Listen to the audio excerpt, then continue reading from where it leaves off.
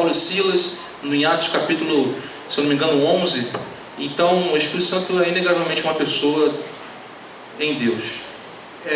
Diante disso, eu queria que você falasse comigo agora, para mim, para nós, qual é essa relação do Espírito Santo com a igreja? Como é que é essa relação dele com a igreja? Qual é a ação dele na igreja? Hoje nós não temos mais a pessoa de Jesus Cristo entre nós, né? O que nós temos, graças a Deus, é a pessoa do Espírito Santo que habita o crente. Então eu creio que no momento que a pessoa é salva, ela recebe em sua vida, em seu coração, a pessoa do Espírito Santo, e aí começa todo aquele processo de regeneração, santificação, justificação. E isso, a presença do Espírito Santo na vida do crente, concede dons a esse crente, para que ele sirva com esses dons a sua igreja. E a aproximação desse crente com a pessoa do Espírito Santo vai modificando e melhorando o caráter desse crente. E aí entra o fruto do Espírito Santo, como nós lemos em Gálatas capítulo 5.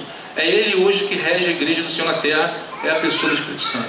Como é que você define o fruto? O que é o fruto do Espírito? Fruto do Espírito é a manifestação visível da própria presença do Espírito na vida do crente. Ele é um fruto, e Gálatas 5, 22 e 23 fala de pelo menos 9 características desse fruto. E o fruto é o caráter do Espírito? Creio que sim, é o caráter do próprio Cristo através do Espírito Santo. E o que seriam então os dons? Os dons do Espírito Santo, nós encontramos isso em Romanos capítulo 12, em Coríntios capítulo 12, são habilidades que o Espírito dá à igreja, aos membros, para a edificação de todo o corpo. Eu creio que por isso que nós temos, cada um tem o seu dom, porque se todos fossem pastores, quem seriam os diáconos? Se todos fossem diáconos, quem seriam? E aí por aí vai. Então ele distribuiu, segundo a vontade dele, os dons à igreja. Como é que você entende batismo no Espírito Santo? Eu entendo como o recebimento do Espírito Santo, e isso acontece na hora da conversão. E o fenômeno das línguas? Esse fenômeno é encontrado em Atos capítulo 2, e eu gostaria de ler.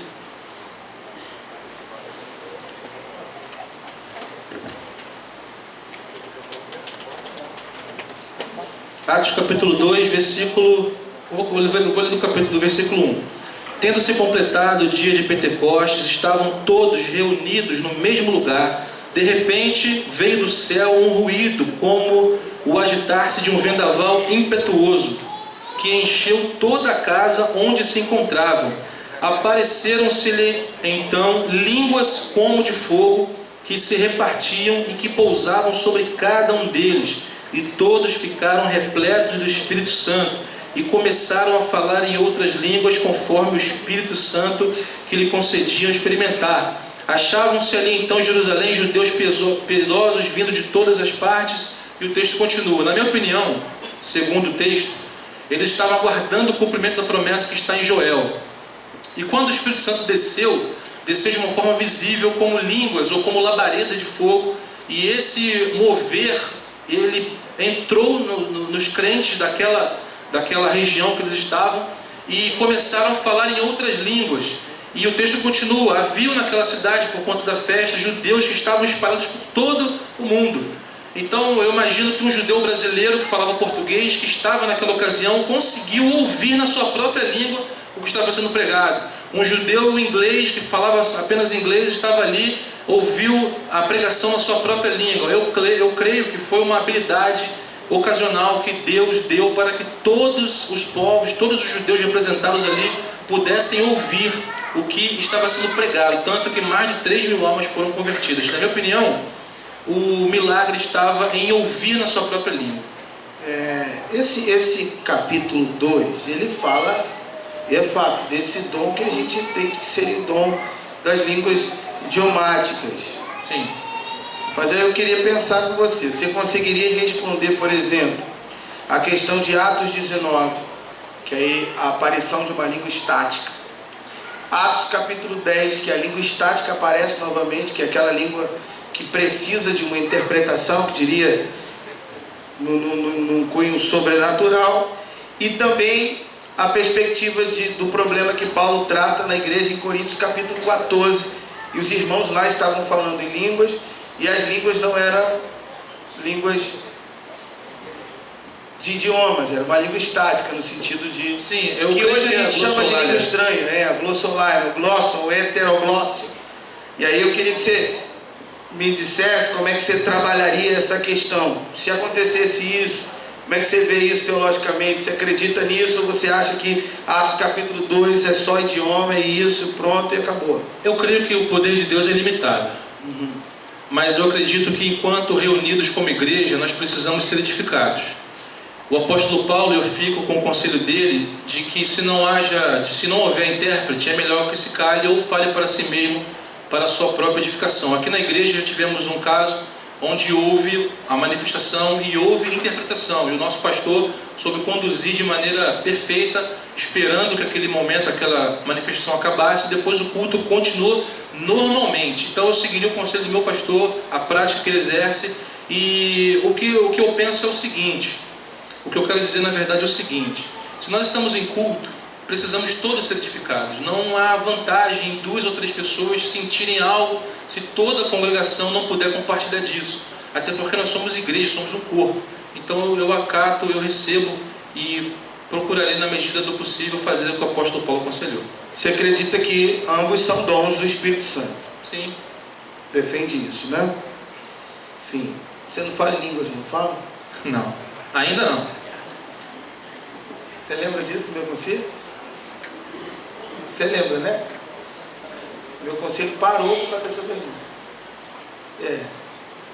Só que eu queria ter respondido o que você respondeu. Assim, ainda não, eu tive que responder que sim. E quase morri. Imagina um presbitério com 30 pastores batistas. E lá na época só tinha roxo. A galera era batista ao grau, imagina. Silas estava lá. Nessa hora o concílio parou. E eles ficaram o tempo todo. E aí, como é que é isso? E aí, como é que é isso? Mas eu não ia mentir, né? Minha mulher estava ali, a igreja estava ali, todos eles sabiam que eu tive essa experiência com Deus e graças a Deus consegui. Mas é por isso que eu fiz essa pergunta. Tá? Vamos caminhar. Você acredita na Trindade? Sim, creio. Mas você concorda? A gente geralmente na igreja diz assim: Deus Pai, Deus Filho e Deus Espírito Santo. Você concorda com isso? Você acha que é o jeito certo de você falar? Eu creio que Deus ele se manifesta de 3 formas distintas, em 3 pessoas distintas, mas ele é uma mesma essência. Nós seres humanos somos muito limitados, então eu creio que ele se adequou à nossa capacidade de entendimento e se manifestou, e nós entendemos dessas 3 formas, sendo que o próprio Cristo também apresenta Deus como Pai. Então eu creio que é uma forma boa de se pensar. Pô, mas essa ideia parece que são 3 deuses ou não? Na minha opinião, não. Eu acredito que há uma harmonia entre os 3, mas devido a tantos textos que nós já falamos aqui, não caberia pensar em 3 deuses, a não ser que a pessoa seja mal intencionada. Sim. A palavra Trindade tem na Bíblia? Não, a palavra Trindade não tem na Bíblia, mas os textos que nós lemos, eles conduzem a esse pensamento de que é uma Trindade. Como é que você fundamenta a doutrina da Trindade? Eu fundamento primeiro em Gênesis, onde há mais de uma pessoa criando. Em João capítulo 1, há mais de uma pessoa criando. No momento do batismo de Jesus, aparecem os 3 na mesma cena.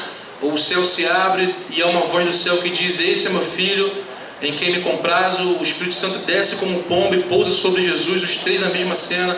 O próprio apóstolo Paulo, em muitas cartas, ele se despedia: que o amor de Deus o Pai, a graça de Jesus e a consolação do Espírito Santo seja convosco. Então eu creio plenamente na existência da Trindade. Vamos lá. Agora a gente vai falar sobre o homem. E eu queria que você respondesse pra gente o que é o homem. Uma pergunta meio filosófica, né? O que é o homem? O homem é a criação de Deus. Ele foi feito com um propósito, foi dado a ele um jardim, foi dado a ele uma vida perfeita, mas o homem, ele decidiu deliberadamente cometer um erro. Mas, respondendo a sua pergunta, o homem é uma criação de Deus. O homem sendo uma criação de Deus, eu queria que você falasse um pouco agora como é que você explicaria essa questão da imago Dei, né? Foram feitos a minha imagem, a minha semelhança. Como é que é isso? Sim, eu creio que não é uma imagem e semelhança apenas no físico, sim no caráter. Como foi dito, os atributos morais de Deus foram passados para o homem, né? A imago Dei, imagem de Deus, o homem ele personifica algumas coisas como se fosse o próprio Deus, mas após a queda isso ficou partido, houve um afastamento e precisou que o próprio Deus nos reconciliasse com ele para terminar assim o plano de salvação. O que seria dicotomia? Dicotomia é a crença ou a opinião de que o homem é composto de duas coisas: alma ou espírito, que é uma coisa, e corpo, a segunda coisa. Tricotomia. Tricotomia é a crença de que existem três elementos: corpo, alma e espírito. Você pode fundamentar aquela que você acredita? Sim, Eclesiastes fala sobre isso, mas eu gostaria de ler 1 Tessalonicenses 5.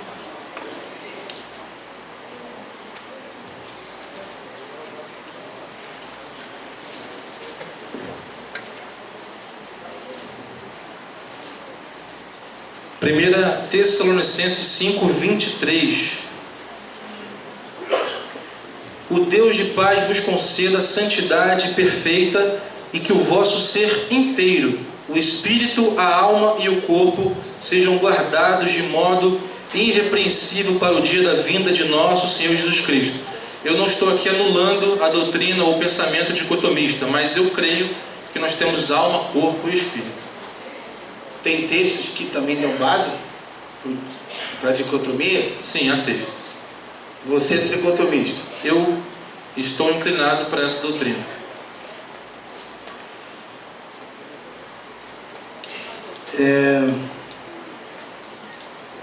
A gente vai pensar agora sobre a doutrina do pecado. O que seria o pecado? Pecado é errar o alvo. Aonde que o pecado deu origem? Eu creio que a origem do pecado foi a rebelião de Satanás, quando ele decidiu ser igual a Deus e foi punido por isso. Esse seria o pecado original? Não, essa seria a origem do pecado. E qual é o pecado original? O pecado original, então, o pecado no mundo entrou através do pecado de Adão e Eva, onde desobedeceram a voz de Deus, e assim o pecado entrou no mundo, já sendo tentados pelo próprio Satanás, personificado na serpente. Me fale sobre as consequências do pecado na vida do homem e da natureza. Quando o homem pecou, ele foi punido, foi banido do paraíso. Deus sentenciou o homem, sentenciou a mulher, e havia uma separação. Nós chamamos isso de ira. A ira de Deus estava sobre o homem. E nada que o homem possa fazer, não há nada que o homem pudesse fazer para se religar a Deus. Tentativas inúmeras eram feitas através até mesmo do sacrifício de perdão de pecados, mas nada ainda apaziguava essa ira de Deus. E nós lemos como eu já disse aqui, Romanos 3:23, o salário do pecado é a morte, ou seja, a pessoa que peca, ela vai morrer. Então nós temos pelo menos duas mortes: a morte carnal, a morte física, que é quando nós vamos para o pó, retornamos para o pó, e temos a morte espiritual, que vai ser o último julgamento, quando a alma vai ser direcionada ou para o céu ou para o inferno. E houve consequência também na natureza? Sim, Romanos fala que toda a natureza, toda a criação geme pela manifestação dos filhos de Deus. A natureza hoje, nós não precisamos ir muito longe, nós temos visto a depravação da natureza, distúrbios da natureza, aquecimentos climáticos e várias coisas que eu creio que no mundo original que Deus criou naquele momento não existia. Então a influência do homem, essa influência maligna no homem, faz com que o homem seja até mal para a própria natureza e para os próprios animais. Existe algum pecado sem perdão?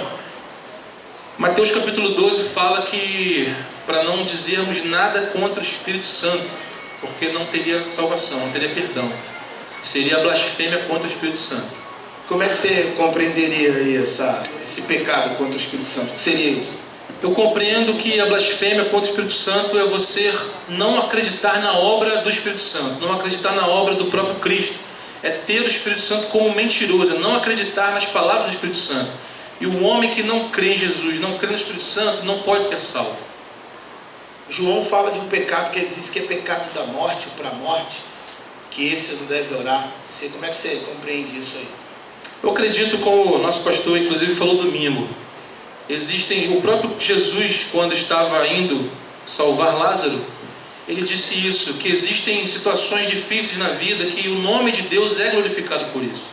E eu creio que muitas coisas que nós passamos servem para apontar que nós temos um Criador, que nós temos um sustentador, dono das nossas vidas, que pode fazer milagres ainda, e quando isso acontece, o nome de Deus é glorificado. A gente vai pensar um pouquinho agora sobre a doutrina da salvação. E eu queria que você me dissesse se salvação é um ato ou um processo. Para mim, a salvação é um ato. É um ato? É um ato.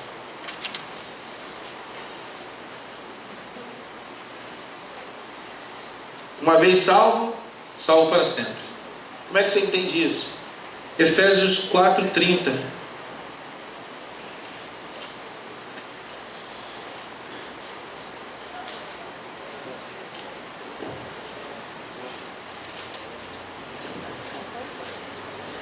Efésios 4:30 fala que não entristeçais o Espírito Santo de Deus, pelo qual fostes selado para o dia da redenção. Ainda Efésios 1:13. Nele, falando sobre Cristo, sobre o Espírito, nele também vós, tendo ouvido a palavra da verdade, o evangelho da vossa salvação, e nela tendo crido, fostes selado pelo Espírito Santo da promessa, o Espírito Santo. Eu creio que quando um homem é salvo por Deus, através da graça de Jesus, e ele não tem mais como correr riscos. E aí a gente, só para ver a sua inclinação, dentro dessa perspectiva de soteriologia, a gente tem Calvino e tem Armênio. E aí, você é mais inclinado para quê? Essa doutrina são doutrinas muito interessantes, e eu creio que a Bíblia dá margem para as duas interpretações. Porque quando nós lemos a carta de Romanos, capítulo 8, capítulo 9, nós vemos claramente o histórico que Deus levantou Faraó. Deus disse aos filhos de Rebeca que o maior serviria o menor, entre outras coisas que nós lemos. Mas também encontramos textos em que diz que todo homem que crê vai ser salvo, que Jesus Cristo morreu por todos os homens. A doutrina calvinista está balizada sobre 5 princípios, né? E um deles é a graça irresistível, que diz que o homem não tem como se eximir, sair, fugir da graça de Deus. Mas nós temos também a opção de Adão, que teve livre-arbítrio em querer errar o alvo. Então eu acredito que eu preciso estudar mais sobre isso, mas no momento eu encontro base para as duas doutrinas na Bíblia. Mas você não arrisca se definir nenhuma delas? Então, eu estou inclinado mais para o arminianismo. Porém, essa parte do arminianismo que diz que o crente perde a salvação me incomoda um pouco. Então, realmente, por exemplo, no último concílio, eu fiquei incomodado com isso. Porque o candidato acredita que uma vez salvo, salvo para sempre. Isso é frase calvinista. Evidente? Mas está inclinado para mim. Parece que duas coisas é algo e óleo. É uma questão aí que... Porque é o ponto-chave, o ponto principal. Eu não quero te influenciar não, é só uma... Sim, só estou aqui conversando com você, tá? Mas é para você, é assim, para que a gente tem que pensar. Você vai cuidar de gente, você vai ensinar, e isso aí está no meio da igreja desde 800 e alguma cacetada. Então não é de hoje. E até agora a gente ainda está discutindo para ver quem é e quem não é. Mas, bem, hoje as coisas estão acessíveis, e aí, tipo assim, se você defende no culto de doutrina, não, o crente não perde a salvação. Aí tem um camarada que é calvinista roxo e o outro arminiano na doutrina. Não, pastor, mas espera aí, o texto tal. Não, mas eu acredito nesse texto também. Então a gente acaba sendo obrigado a se definir. Tá bom, meu filho? Mas você tem todo o direito de dizer que ainda tem essa dificuldade. Então, você acredita que uma vez salvo, salvo para sempre, porém... Eu acredito porque o Senhor Jesus, em João capítulo 10, ele fala que ele conhece as ovelhas dele, que ninguém pode arrebatar da sua mão. Mas por outro lado nós temos Paulo pregando sobre a graça que foi dispensada a toda a humanidade, e Jesus salvo pela graça. E nós temos os textos que falam sobre eleição, mas nós temos João 3,16 que fala que aquele que nele crê. Então, é por isso que eu creio que a Bíblia dá margem para as duas interpretações. Eu conheço uma palavra que se chama antinômio. É uma teoria de que, às vezes, duas verdades podem se contradizer. Mas, na verdade, duas verdades, às vezes, podem se complementar.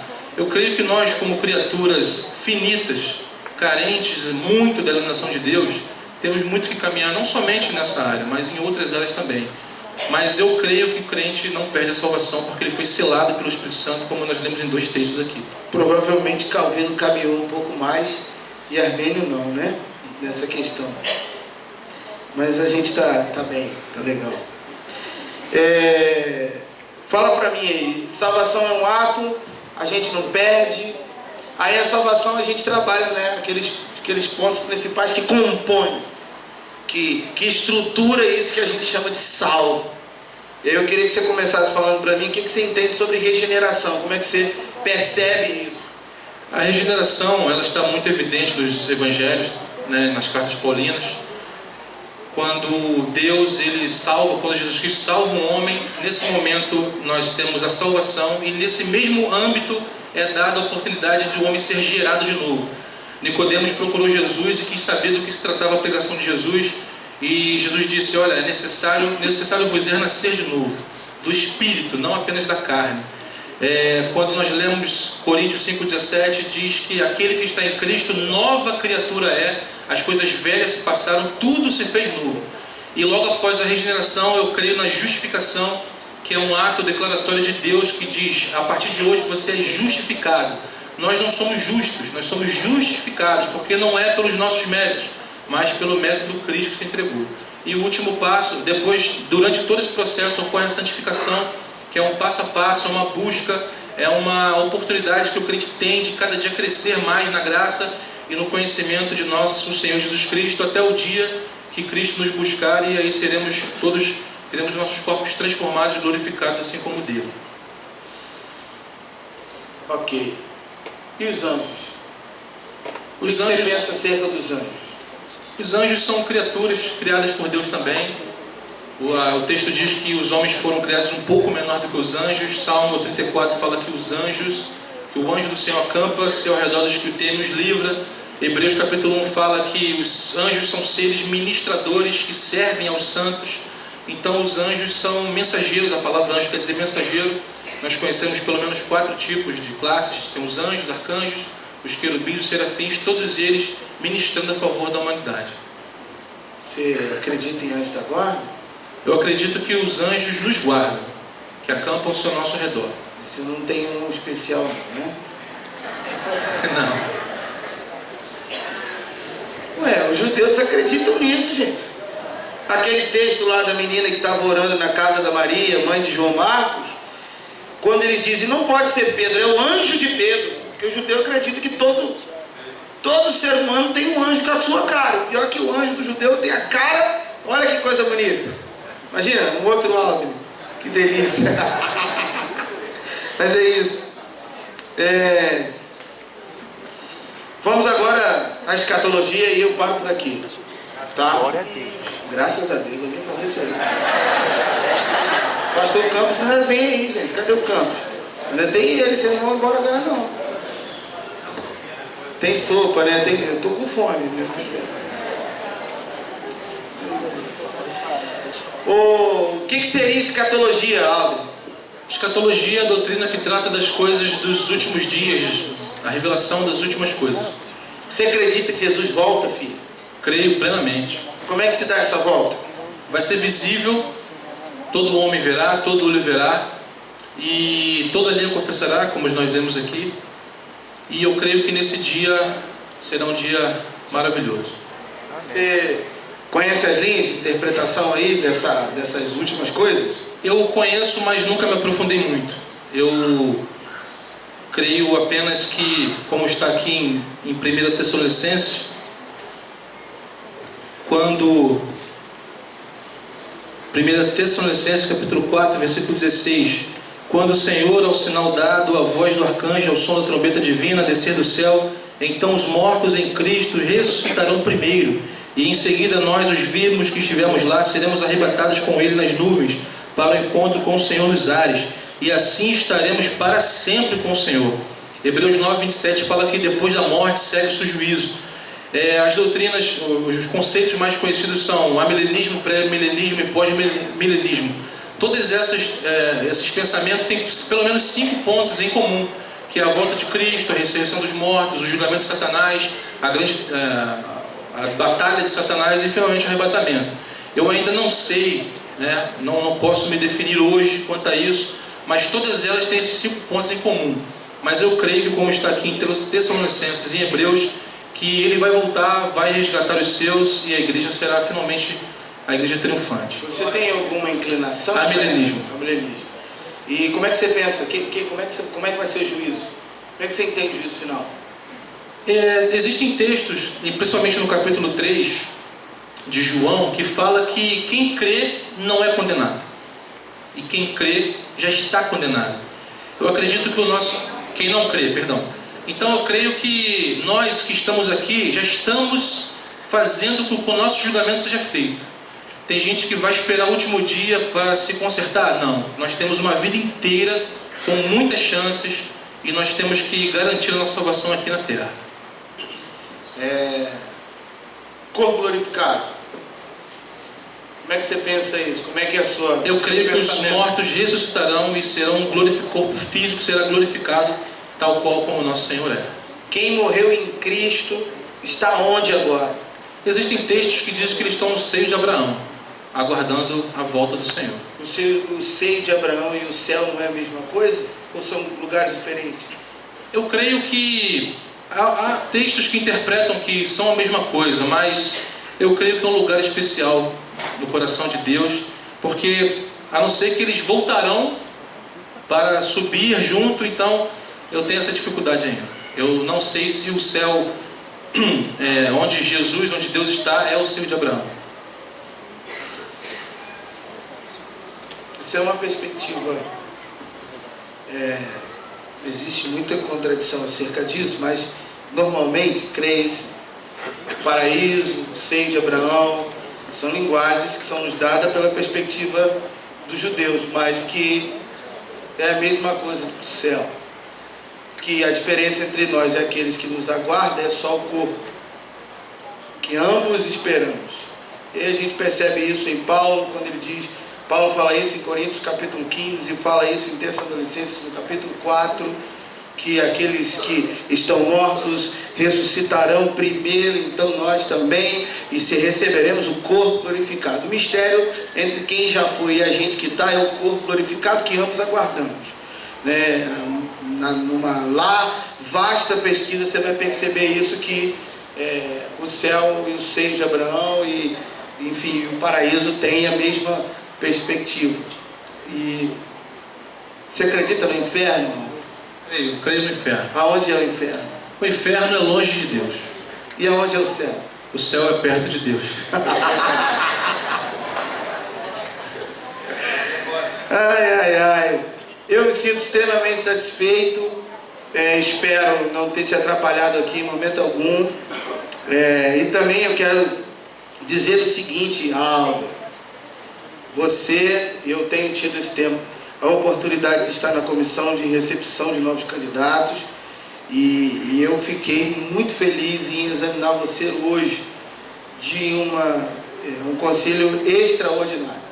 Muito bem consciente, muito bem convicto, e que eu, com certeza seu pastor deve ter lhe preparado bastante, né? Divaldo bem bravo, então deve ter mas todo mérito e honra seja dada a Deus. Mas eu queria, antes de abrir para os colegas, dizer isso. Que Deus abençoe você, Divaldo.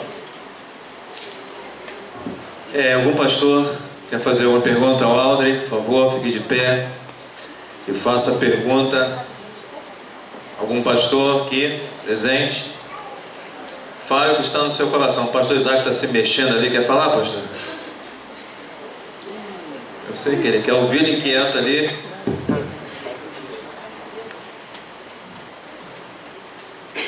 Aldrey, eles conhecem desde pequeno, né? minha esposa, porque sempre foi a casa dele, tratando quase do hall de bebês. E estivemos juntos algumas vezes, conversando com ele. E eu disse para ele, se alguma coisa que a gente não pode entender, eu falei com ele, coloca na caixinha do segredo de Deus. Onde é a caixa do segredo? Deuteronômio 39 e 39. As coisas... 29. As coisas encobertas pertencem ao Senhor nosso Deus, porém as reveladas são para nós e para nossos filhos para sempre. Amém. Se abençoe. Mais algum pastor? Alguma observação? Não. Pastor Campos, por favor. Eclesiologia.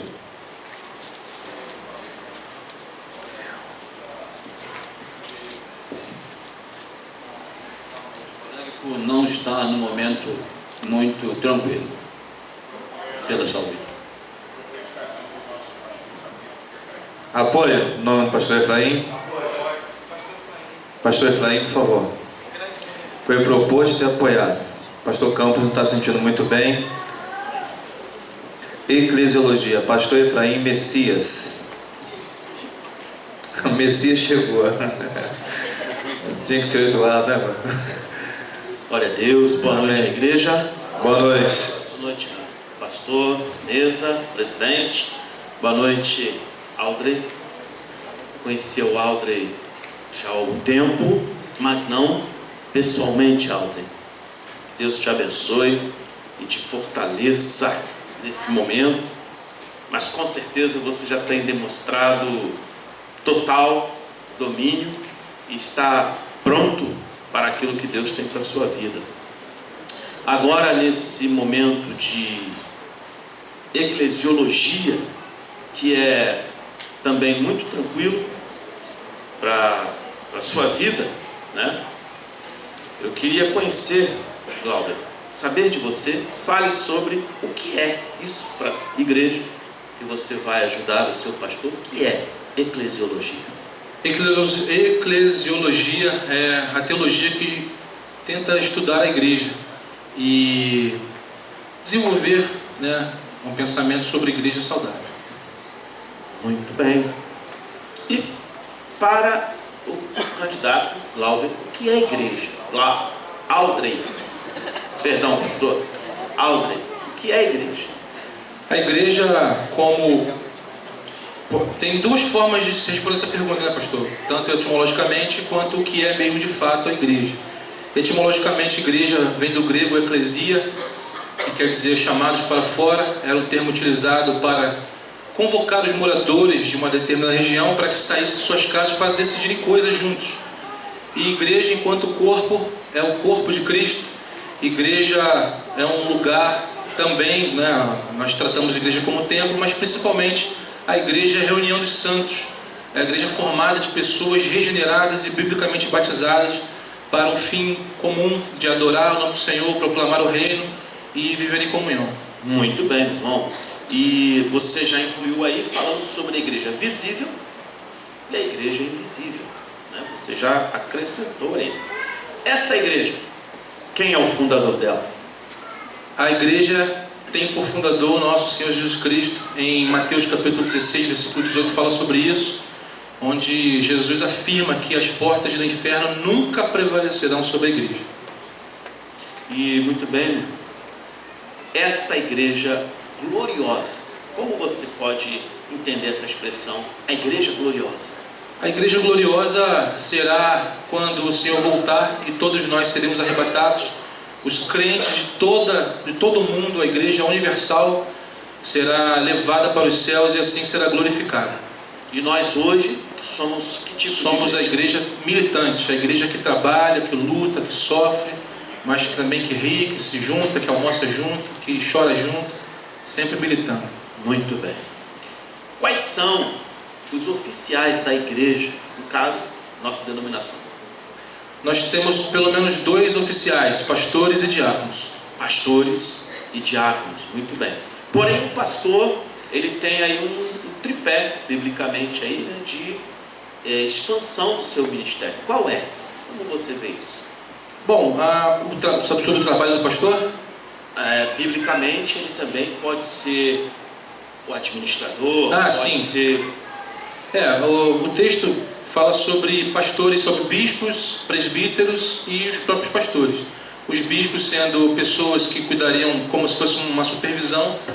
Os presbíteros também são pastores, mas seriam os mais antigos, os mais anciãos, os mais respeitados pela sua idade, os mais experimentados. Muito bem, exatamente isso. Fale sobre os diáconos da igreja. Como você compreende, Audrey, os diáconos na igreja? Eu compreendo o corpo diaconal ou os diáconos como um ministério de serviço. Creio que para ser diácono é necessário, além de todos os pré-requisitos que consta no texto, que eles tenham principalmente o dom do serviço, o amor em seus corações, porque a tarefa é uma tarefa difícil, servir as 3 mesas, a mesa do pastor, a mesa dos órfãos e viúvas, a mesa do Senhor, e é um trabalho que deve ser feito em comunhão, em unidade, juntamente com o pastor local.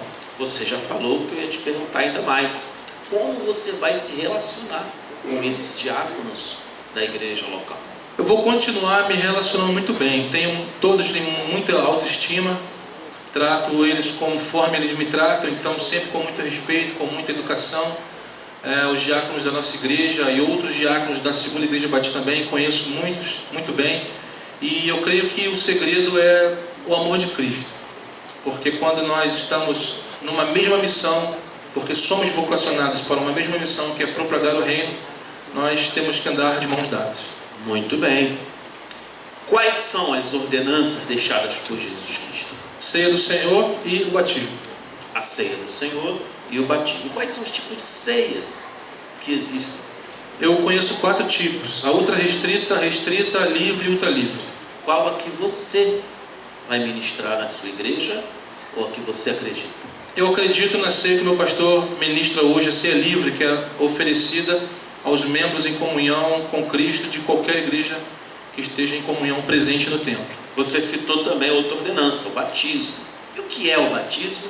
O que ele simboliza? O batismo vem de uma palavra grega, quer dizer baptizo, que é o ato de mergulhar, imergir. Isso está em Mateus capítulo 3, onde Jesus Cristo é batizado por João Batista. E eu creio que é um simbolismo, é um ato simbólico de que quando o homem mergulha, ele está mergulhando, morrendo para o mundo, e quando ele ressuscita, ele levanta, ele está ressuscitando para Cristo, para uma nova vida. Audrey, como é que você compreende essa questão de batizar as crianças? A partir de que idade? Existe uma idade? Como é que é isso na sua visão?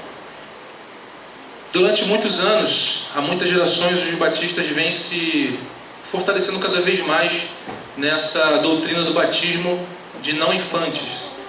Porque uma criança, ela não tem, dependendo da idade, ela não tem consciência do pecado. O batismo deve ser praticado em pessoas que têm consciência do arrependimento e de uma nova vida em Cristo. Amém. E nós estamos aqui intermediando entre batismo e ceia. Os elementos da ceia, quais são, por favor? O pão e o vinho. Na sua igreja, onde você um dia vai pastorear, auxiliando o pastor Edivaldo ou não, quem vai poder tomar essa ceia? Aqueles que estão em comunhão com Cristo e são batizados em alguma igreja, já fazendo parte desse movimento cristão. Muito bem. Em relação à igreja, em nossa denominação, Audrey, como nasce uma igreja? Uma igreja batista nasce primeiramente da vontade de Deus. Ela geralmente nasce de dentro de uma outra igreja, Pessoas são enviadas a algum campo, alguma região que não tem nenhum trabalho batista de preferência, e ali esses irmãos vão congregando, formando uma congregação, e quando se sentem maduros, é convocado um concílio, e aí para isso essa congregação já deve ter em vista um documento, uma ata de formação, deve ter já de preferência o CNPJ, uma diretoria formada para que já comece a organizar.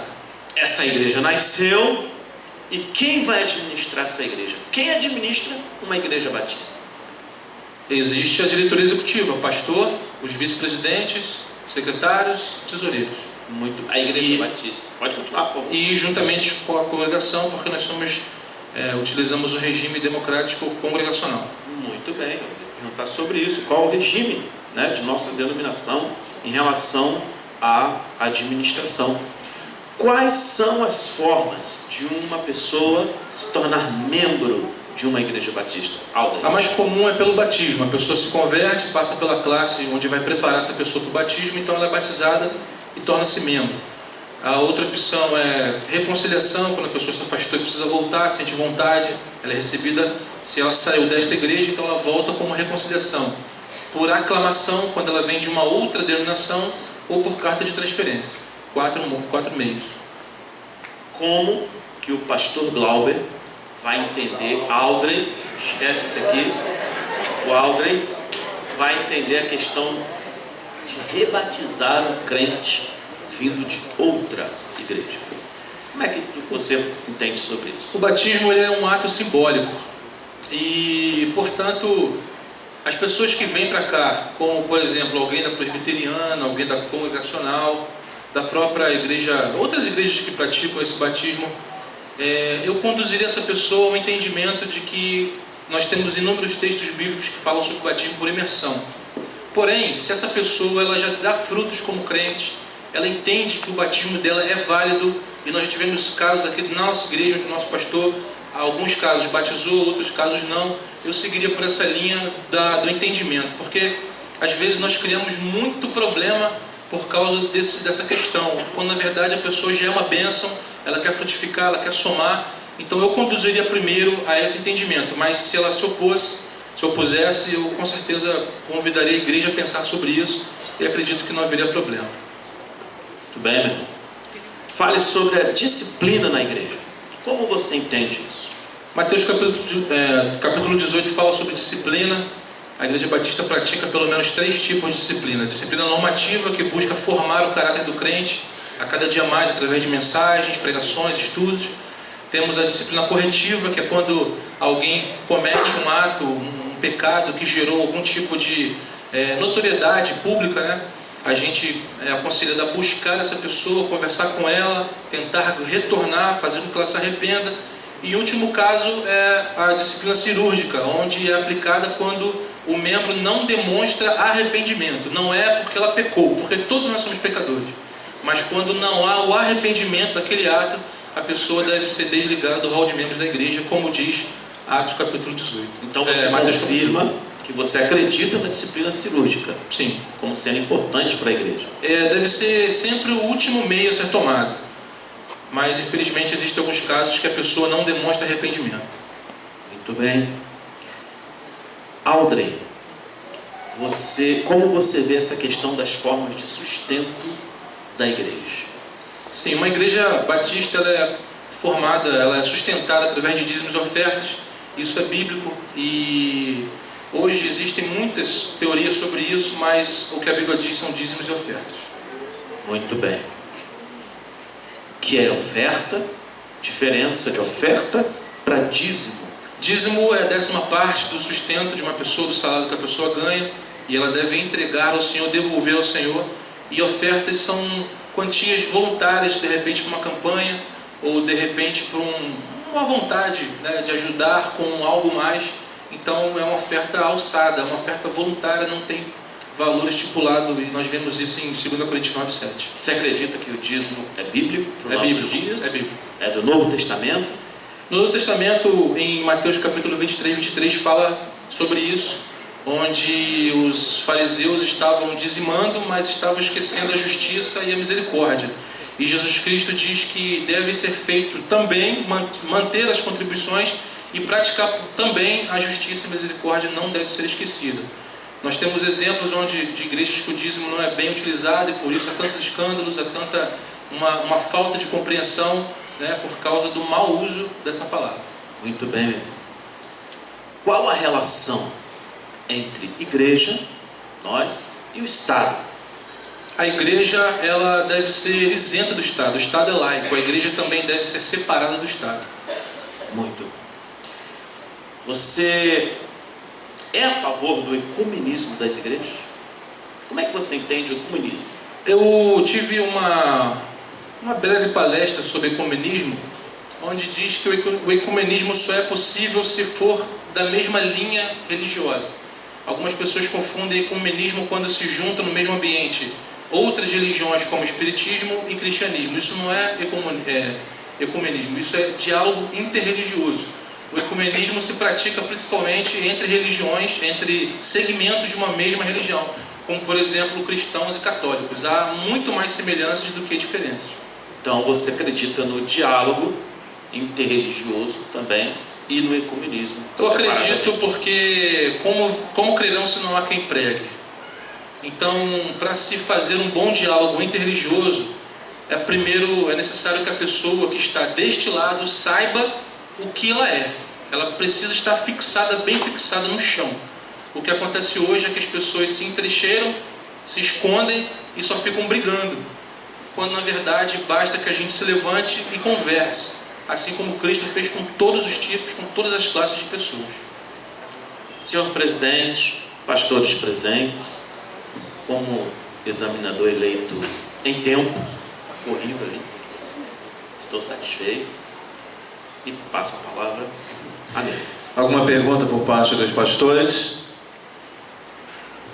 Pastor Jorge Figueiredo.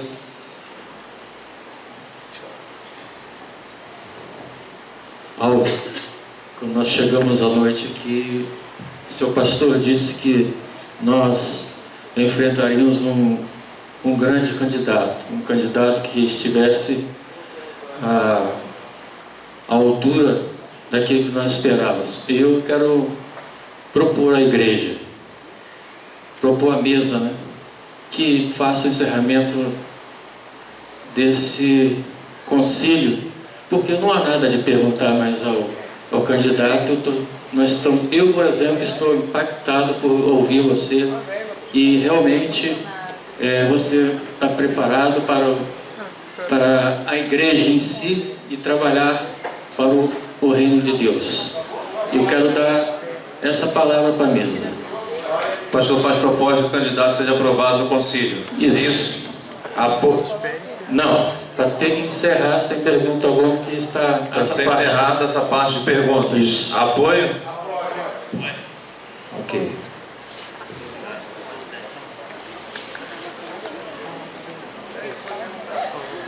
Vai se reunir lá fora? Vocês querem se reunir lá fora?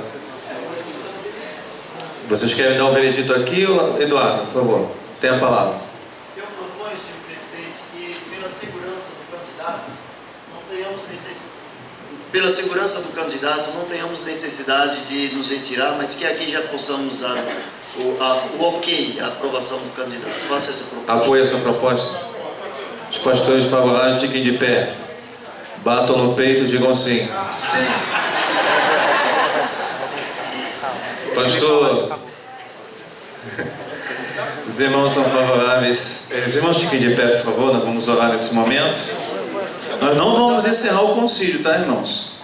Tá, o irmão já foi aprovado pelos pastores. Nós vamos interromper para segunda-feira que vem, que será o culto consagratório. Nós estaremos aqui novamente, amém? Quem vai estar aqui novamente se Jesus não levar antes, né? A semana passada a porta do céu abriu. Vamos orar o Senhor. Ô Glauco, teve jeito. Mas olha só, irmãos, é assim mesmo, né? Deus abençoe os pastores. Obrigado, pastor Edson, prazer em revê-lo, tá?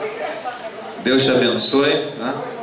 Eu não esqueço de você, o pastor tem pelos na orelha. Quando você veio pregar aqui, você falou isso, eu não esqueço. Tá? Deus abençoe, irmão Aldrin, tá? Pastor que não assinou a Bíblia ainda, tá? Por favor, assina depois, tá ok? E quem não assinou a lista de presença, eu fiz questão de fazer uma lista de presença para todos que estão aqui, assinar. E essa lista vai ficar com você, eu vou tirar xerox, uma vai ficar com a igreja privada e a outra vai ficar contigo, para você saber quem foram as pessoas que participaram, que prestigiaram o seu concílio pastoral. Amém, irmãos? Quem está feliz aqui nesta noite, levante a mão, tá? Amém. Deus abençoe. É só uma confirmação que eu falei para ele que ele já estava preparado para esse concílio, né? Então Deus abençoe. Eu vou chamar o pastor Edson aqui. Por favor, passa por aqui para fazer essa oração de gratidão a Deus. E nós vamos continuar na próxima segunda com a entrega da Bíblia, será o pastor Silas, tá?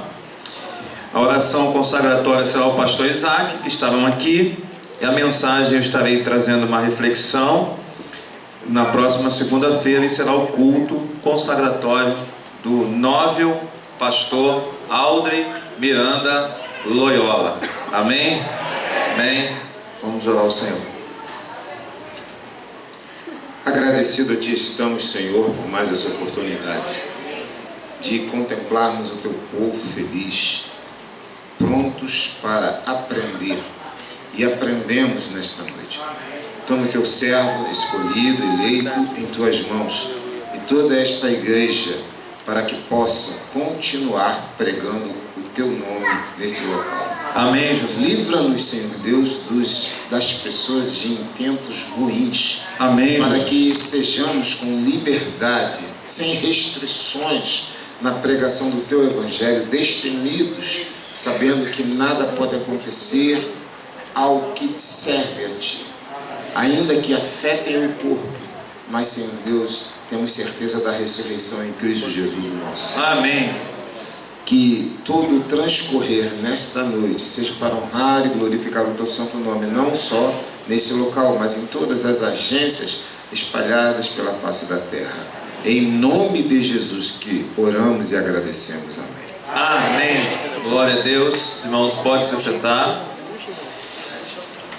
Nós estamos aqui interrompendo aqui o nosso concílio. Segunda-feira nós vamos ter a continuidade do nosso concílio com a presença do pastor Silas, pastor Isaac, pastor Glauber, pastor Márcio, né, pastor? Pastor Eduardo, segunda-feira? Ok. Amém. Pastor Campos, poderia vir segunda? Pastor Campos, pastor Moisés, também? Bem, pastor Efraim, pastor Celso, não pode deixar de ver, né? Amém. Jorge e o pastor Edson Salles Alexandrino. Amém. Aldo, fique em pé aqui, os pastores vão dar um abraço em você, tá? Em nome de Jesus. Tá? Vamos dar uma salva de palmas em nome de Jesus.